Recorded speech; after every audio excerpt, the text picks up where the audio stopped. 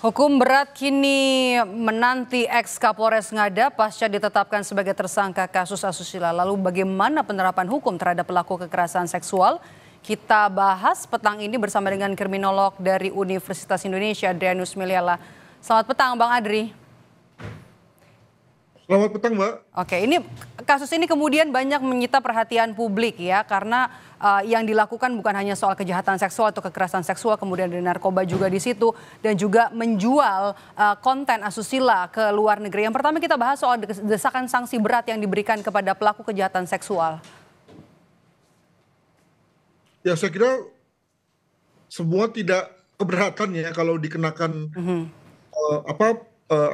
pasal yang bersifat pemberatan ya. Mengapa? Karena sebagai polisi seharusnya dia melindungi, mengayomi, melayani.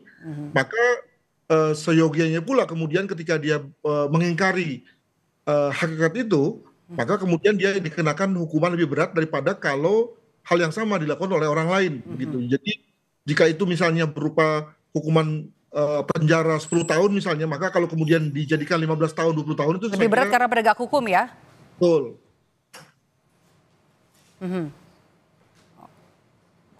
Oke, itu kan kalau dari sisi pidana. Jadi memang Anda setuju ya kalau misalnya harus ada pemberatan. Ada narkoba, kemudian juga undang-undang ITE, dan juga kejahatan seksual. Setuju, cuma masalahnya kan Indonesia tidak mengenal akumulasi. Jadi berbagai tindak pidana tersebut itu maka akan dicari yang terberat ya. Dalam hal ini kelihatannya soal kekerasan seksual sebagai yang paling berat ya, yang kemudian lalu dijadikan sebagai penjerat dari yang bersangkutan.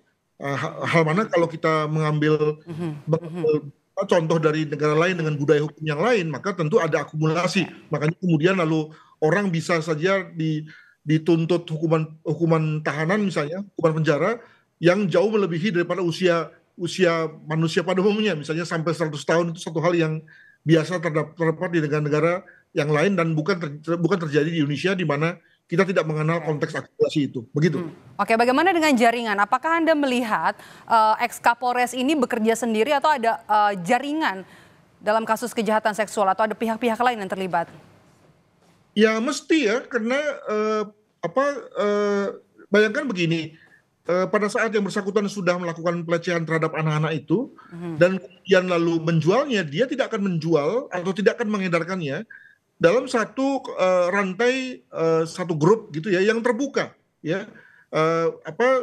Grup itu pasti tertutup dan dianggap secure. Kenapa? Karena pasti sudah melalui proses screening terkait dengan orang-orang yang menjadi anggotanya.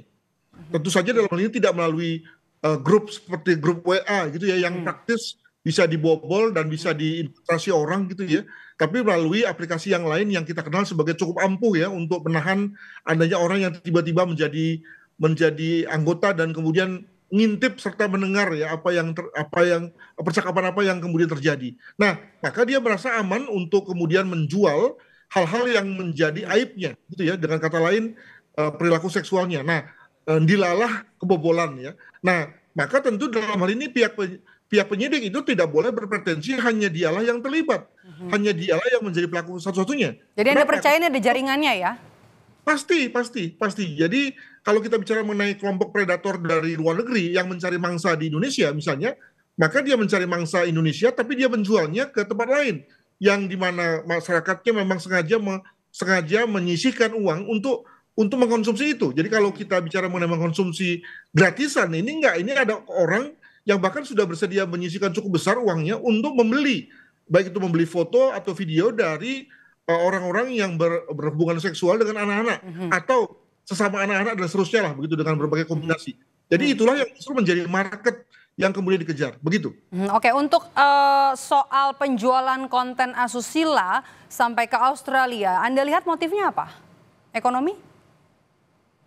Dua, pertama tentu saja ekonomi ya, tapi kedua juga adalah berhubungan dengan sesamanya. Dengan kata lain, ada satu network dari orang-orang dengan preferensi yang sama, yang lalu memungkinkan untuk kemudian pertama bertukar foto atau video, lalu kemudian juga pada saat yang lain nanti bisa bertukar pasangan, atau bisa juga kemudian mendapatkan pengetahuan baru ya terkait dengan hubungan seksual atau yang lain. Jadi bayangkan sebagai satu komunitas memang itulah untungnya orang berkomunitas ya pada umumnya gitu ya. Di mana kita bisa mendapatkan banyak teman baru, pengetahuan baru ataupun mungkin juga pemasukan baru gitu ya dari konteks berteman itu. Dan saya kira itu juga yang terjadi pada konteks komunitas ini begitu. Oke, kembali lagi ke soal hukuman. LPA NTT ini kan mendesak juga untuk hukuman kebiri kimia. Anda melihatnya bagaimana, Bang? Memang itu bukan undang-undang, itu PP kalau saya nggak salah ya. Itu memang bukan ada, tapi kan sebagaimana kita ketahui tidak ada pihak yang mau melaksanakannya. Jadi ada semacam kesepakatan di antara para komunitas medis dan para medis di Indonesia tidak mau melakukan hal itu. Jadi dengan kata lain ya kalau memang mau melakukan kegiatan kebiri kimia itu ya silakan lakukan sendiri. Nah masalahnya kan nggak ada yang berani juga untuk melakukan kebiri kimia kalau bukan dilakukan oleh orang yang ahli. Alhasil kemudian lalu pemerintahan Jokowi ketika itu ya langsung diam ya, ya balik kanan lah begitu ya, betapapun itu ada secara ketentuan tapi tidak jalan karena tadi tidak ada orang yang berani mengeksekusinya begitu. Oke, baik. Terima kasih sudah bergabung bersama kami, kriminolog dari Universitas Indonesia, Adrianus Meliala. Sehat selalu, Bung Adri. Terima kasih.